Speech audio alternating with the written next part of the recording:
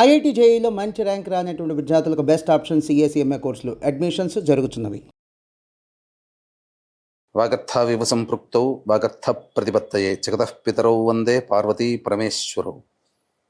ఆదిత్యాయ చ సోమాయ మంగళాయ బుధాయ చ గురుశుక్ర శనిభ్యశ్చరాహవే కేతవే నమః. శృంగేరి జగద్గురు పీఠాధిపతులకి, కంచి పీఠాధిపతులకి నమస్కారములు తెలియచేసుకుంటూ కార్యక్రమాన్ని ప్రారంభిద్దాం. వీక్షించేటువంటి ప్రేక్షకుల్లో చాలామంది గత కొన్ని నెలలుగా ఈ పక్ష ఫలాల గురించి మనం తెలియచేస్తున్నాం. రాశి ఫలాలు చాలామంది ఎంతోమంది ఆదరిస్తున్నారు. వాళ్ళ నిజ జీవితంలో చాలామంది నిజంగా జరుగుతున్నాయండి, మీరు చెప్పినట్టే జరుగుతున్నాయి, ఏ రోజుకు ఆ రోజుకి సంబంధించినటువంటి ఖర్చు కానీ ఆదాయం కానీ అలాగే ఉంటుంది, ఇక మానసికమైనటువంటి ఒత్తిళ్లు కూడా చెప్పినటువంటి రోజుల్లో ఉంటున్నాయి అని చెప్తున్నారు. కానీ కొంతమంది మాకు ఇవేవి జరగట్లేవు ఎందుకని అని చెప్పి అడుగుతున్నారు. అయితే ఇక్కడ క్లారిటీ మీకు ఒకటి తెలియచేస్తాను. ముఖ్యంగా పేరును బట్టి కాకుండా జన్మ నక్షత్రము ఉండి జన్మ రాశి గనక ఉన్నటువంటి వాళ్ళు ఖచ్చితంగా ఆ రాశే చూసుకోవాలి. అది ఒకటి పాయింట్ గుర్తుపెట్టుకోవాలి. ఇక రెండో పాయింట్, చాలామంది ఈ జొడాయిక్ సైన్ సన్ ప్రకారం కనుక రవి ప్రకారం సూచించబడినటువంటిది. అంటే ఏంటి, జూలై 23 నుంచి ఆగస్టు 23 వరకు సింహరాశికి సంబంధించినటువంటి వాళ్ళు. ఈ జూలై 23 నుంచి ఆగస్టు 23 మధ్యలో పుట్టిన వాళ్ళు సింహరాశి చూసుకుంటున్నారు. అది తప్పు. మీరు పుట్టిన డేటు, టైము, ప్లేస్ను బట్టి మీకంటూ ఒక నక్షత్రము, ఒక రాశి ఉంటుంది. ఆ రాశి మాత్రమే చూసుకోవాలి. అయితే కొంతమంది మరి మాకు నక్షత్రాలు రాశులు లేవండి, మరి ఏంటి అన్నప్పుడు నామ నక్షత్రాన్ని బట్టి చూసుకోవాలి. అయితే ఇక్కడ కూడా చాలామంది పొరబడుతున్నటువంటి విషయం ఏంటంటే, ఉదాహరణకి లక్ష్మి అనే అమ్మాయి ఉంది.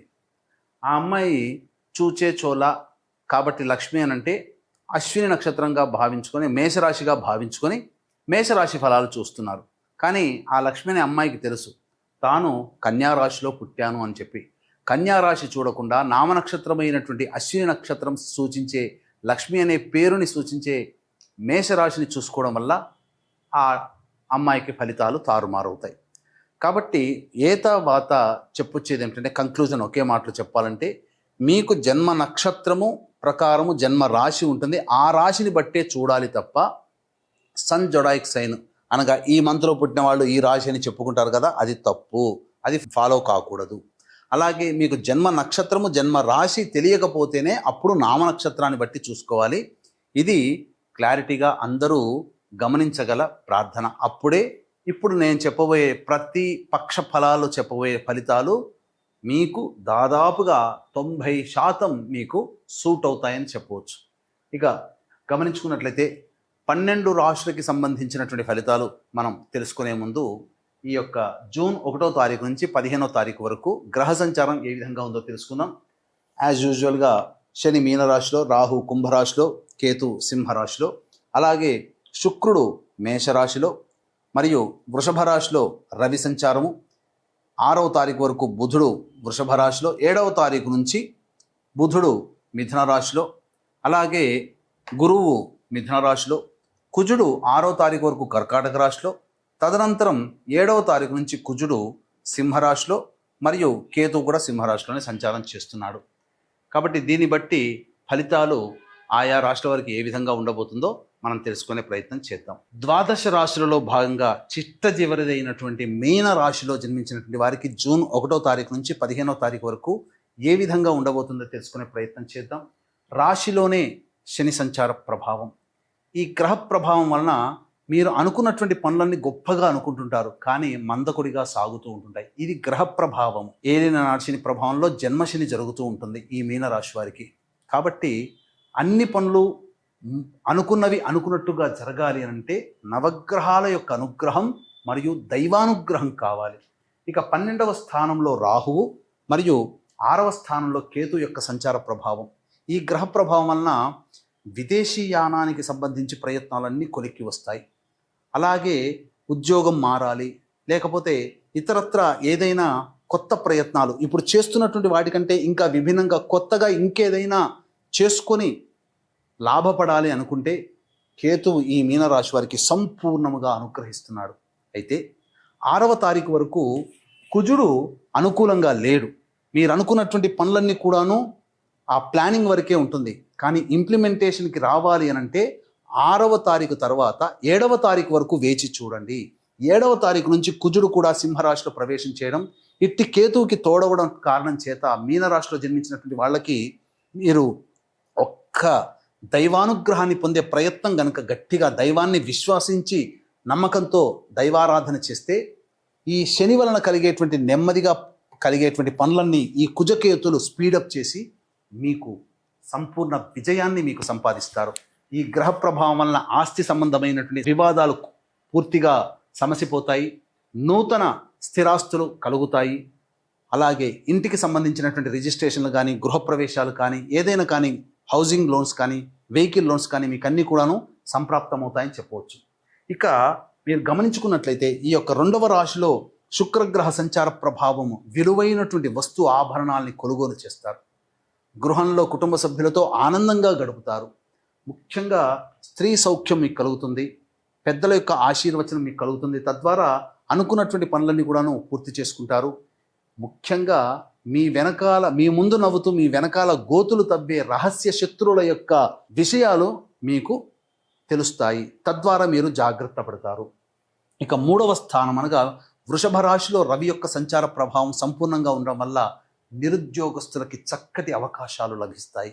ఆనందకరమైనటువంటి జీవితాన్ని పొందుతారు.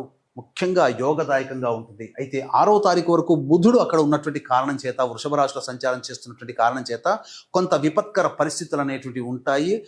ప్రభుత్వ పరంగా పనిచేసే ఉద్యోగస్తులు, ప్రభుత్వంతో లావాదేవీలు జరిపే కాంట్రాక్టర్లు, వీళ్ళందరూ కూడా జాగ్రత్తలు పాటించండి. కానీ 7వ తారీఖు నుంచి బుధుడు మిథున రాశిలో సంచారం చేస్తున్నటువంటి కారణం చేత అటు రవి, అటు బుధుడు, కుజుడు, కేతువు, రాహువు, శుక్రుడు ఎన్ని గ్రహాలు యోగిస్తున్నాయి. కాబట్టి సంపూర్ణముగా విజయోత్సాహంతో ఈ మీనరాశి వారు గడుపుతారని చెప్పవచ్చు. ఇక గురువు 4వ స్థానంలో సంచారం చేస్తున్నటువంటి ఈ కారణం చేత కొన్ని విపత్కర పరిస్థితులు, చేస్తున్నటువంటి ప్రయత్నాల్లో ఆటంకాలు, ప్రశాంతత లేని జీవితం, అలాగే సంతోషం ఉండదు ఏ పని చేస్తున్నా. ఎందుకనంటే గతం తాలూకు బాధలు ఇప్పుడు విజయాన్ని పొందినప్పటికీ గతం తాలూకు బాధలు మీకు గుర్తు రావడం వల్ల విజయం పొందినా సంతోషంగా ఉండలేరు. ఏ తర్వాత చూసినట్లయితే ప్రధానంగా ఒక శని, గురువు తప్ప మిగతా అన్ని గ్రహాలు ఇంచుమించుగా 7వ తారీఖు నుంచి 15వ తారీఖు జూన్ వరకు అద్భుతమైనటువంటి అనుకూలంగా ఉన్నాయి. ఒక గురువు అనుకూలంగా లేడు. కాబట్టి అందుకనే చెప్పింది మొట్టమొదలుగా దైవానుగ్రహాన్ని పొందే ప్రయత్నం మీనరాశి చేస్తే మిగతా గ్రహాలన్నీ కూడా మీకు సాకారం అవుతాయి. అన్ని విషయాల్లో మీకు యోగాన్ని కలగజేస్తాయి. ఇక గమనించుకున్నట్లయితే ఈ రాశిలో జన్మించినటువంటి మహిళలకి అద్భుతమైనటువంటి యోగము కలగబోతుంది. అప్పటి వరకు మిమ్మల్ని ఇబ్బంది పెట్టినటువంటి వాళ్ళు మీకు గౌరవ మర్యాదలు ఇస్తారు. తద్వారా కోల్పోయిన చోట తిరిగి మళ్ళీ గౌరవాన్ని పొందే అవకాశం ఉంటుంది. అన్ని విధాలుగా మీరు ఆనందదాయకంగా జీవిస్తారు. కుటుంబంలో మీ మాటకి తిరుగు లేకుండా ఉంటుంది. చేస్తున్నటువంటి వృత్తి ఉద్యోగాల్లో మీ మాటే శిలా శాసనం అన్నట్టుగా ఉంటుంది. ముఖ్యంగా ఆభరణాలు, విలువైనటువంటి ఆభరణాలు చేసుకోగలుగుతారు, సొంతం చేసుకోగలుగుతారు. స్థిర చరాస్తుల్లో మీ పేరు మీద రిజిస్టర్ చేసుకునే అవకాశాలు కూడా గోచరమవుతున్నాయి. అన్ని విధాలుగా ఆనందదాయకంగా ఉంటుంది. సంతానం కోసం ఎదురు చూసేటువంటి వాళ్ళు, సంతానం కోసం ప్రయత్నం చేసేవాళ్ళు 7వ తారీఖు తర్వాత అనుకూలమైన వాతావరణాలు గోచరమవుతున్నాయి. మంచి వార్త వింటారు. వివాహం కావాల్సినటువంటి అమ్మాయిలకి 7వ తారీఖు తర్వాత ప్రయత్నాల్లో మీకు మంచి విజయం లభిస్తుంది. ఏ తర్వాత అన్ని విధాలుగా ఈ మహిళలకి అద్భుతంగా ఉంటుంది అని చెప్పడంలో సందేహం లేదు. ఇక 1వ తారీఖు నుంచి 15వ తారీఖు వరకు రోజువారీ కార్యక్రమాల్లో ఏ విధంగా ఉండబోతుందో తెలుసుకునే ముందు వీక్షించేటువంటి ప్రేక్షకులకి గమనిక. మహాజ్యేష్ఠ పౌర్ణమి, జ్యేష్ఠమాసము బుధుడికి సంబంధించింది. ఆ రోజు బుధవారం అయింది. బుధుడు అధిపతి మరియు జ్యేష్ఠ నక్షత్రం కూడా ఉంది. అధిపతి కూడా, నక్షత్రాధిపతి కూడా బుధుడే. కాబట్టి జూన్ 11వ తారీఖు రోజున మహాజ్యేష్ఠ పౌర్ణమి సందర్భంగా మనం ఏ దేవత ఆరాధన చేస్తే ఆ దేవత యొక్క సంపూర్ణ అనుగ్రహం ఆ పౌర్ణమి రోజున కలుగుతుంది. కావున మన యొక్క జీవితంలో జరిగే మంచి చెడు సంఘటనలకన్నిటికీ నవగ్రహాలే కారణం. నవగ్రహాల ద్వారానే మనకు యోగాలు కలగాలి.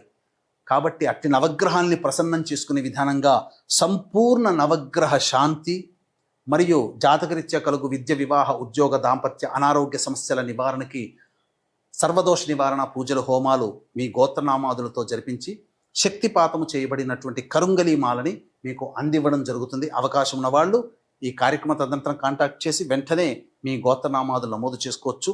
ఆలస్యమైన ఆ 11వ తారీఖు జూన్ రోజున 9 గంటలకి ప్రారంభమవుతుంది కాబట్టి 8 గంటల లోపలనైనా కానీ నమోదు చేసుకునే అవకాశాన్ని ప్రయత్నం చేసుకోండి.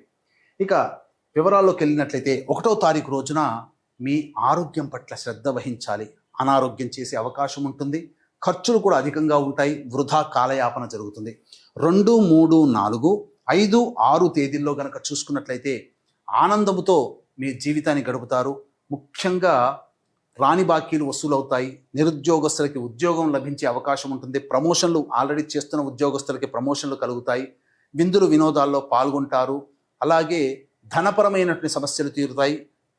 ఖర్చుకు మించిన ఆదాయం లభించడం ద్వారా చాలా సంతోషంగా గడుపుతారు అని చెప్పవచ్చు. 7, 8, 9 తారీఖుల్లో ఎక్కువగా ఖర్చులు కలుగుతాయి. మానసికమైన ప్రశాంతత లోపిస్తుంది. మీ వెనక మంచిగా ఉండి వెనక గోతులు తవ్వే వాళ్ళు ఉంటారు. శత్రువులు పెరుగుతారు. జాగ్రత్తలు పాటించండి. ముఖ్యంగా స్త్రీల వల్ల కొన్ని సమస్యలు 7, 8 తారీఖుల్లో 9 తారీఖుల్లో గోచరమవుతాయి. అనవసరమైన ఖర్చులు కూడా పెరుగుతాయి కాబట్టి జాగ్రత్తలు ఉండండి. ఇక 10, 11 తేదీల్లో సంతానం మూలకంగా ఖర్చులు, సమస్యలు పెరుగుతాయి. విభేదాలు కూడా ఉంటాయి కాబట్టి జాగ్రత్తలు పాటించండి. ఆస్తి సంబంధమైనటువంటి వివాదాలు ఎక్కువగా మీకు కలుగుతాయి. తద్వారా అనవసరమైనటువంటి ఖర్చులు మీకు పెరుగుతాయని చెప్పవచ్చు. విదేశీయానానికి సంబంధించి ప్రయత్నము కాస్త 7వ తారీఖు నుంచి మీకు అనుకూలంగా ఉంటుంది. ఆ విధంగా మీరు పోటీ పరీక్షల్లో నెగ్గుకు రావచ్చు అని చెప్పవచ్చు. ఇక 12, 13, 14, 15 తేదీల్లో గనక చూసుకున్నట్లయితే అన్ని విధాలుగా అన్ని వృత్తి, ఉద్యోగ, వ్యాపార రంగంలో ఉన్నటువంటి వాళ్ళు గొప్ప విజయాలు పొందుతారు. ధనాదాయం చాలా చక్కగా ఉంటుంది. విందులు వినోదాల్లో కుటుంబ సభ్యులతో ఆనందంగా ఉంటారు. పాత మిత్రులను కలుసుకుంటారు. ధనాదాయం కూడా చాలా చక్కగా ఉంటుంది. మీ పేరు ప్రఖ్యాతులు పెరుగుతాయి. నిరుద్యోగస్తులకి ఉద్యోగం లభిస్తుంది. అన్ని విధాలుగా అనుకూలంగా ఉంటుంది. కాబట్టి 7, 8, 9 మరియు ఈ సంబంధించినటువంటి 10, 11 ఈ 5 రోజుల పాటు జాగ్రత్తలు పాటించినట్లయితే మిగతా రోజులన్నీ కూడా అనుకూలంగా ఉంటాయి. ముఖ్యంగా శని, గురువు కూడా అనుకూలంగా లేడు. మిగతా గ్రహాలు అనుకూలంగా ఉన్నాయి.